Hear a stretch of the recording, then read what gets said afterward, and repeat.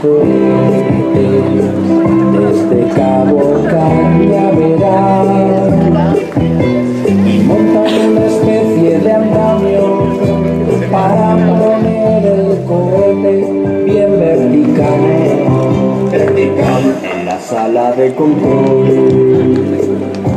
Han instalado un monitor de lo menos 20 pulgadas, una máquina de café y un destornillador. La NASA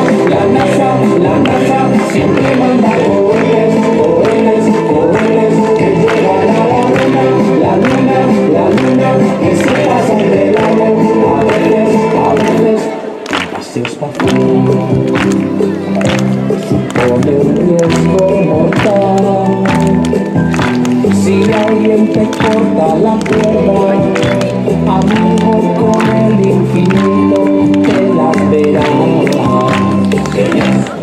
Llevan la comida, tubos de pasta dental, los llevan de muchos sabores, les gusta el de sopa juliana, el de bichisuas,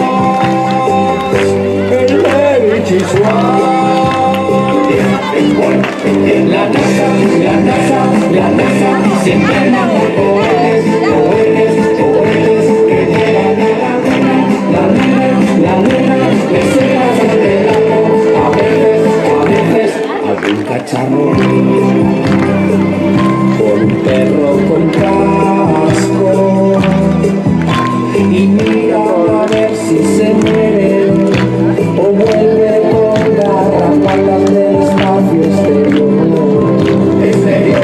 Se están montando ya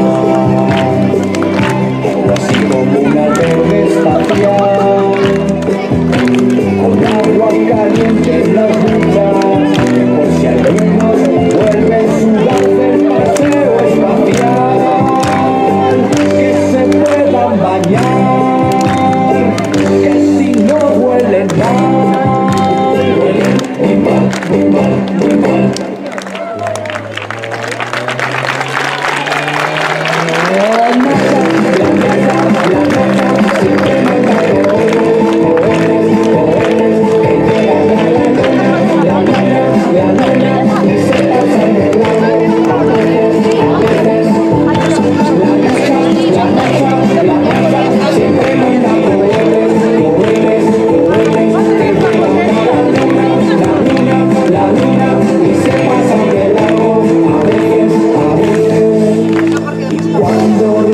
A la casa, ya renuevan la atmósfera terrestre.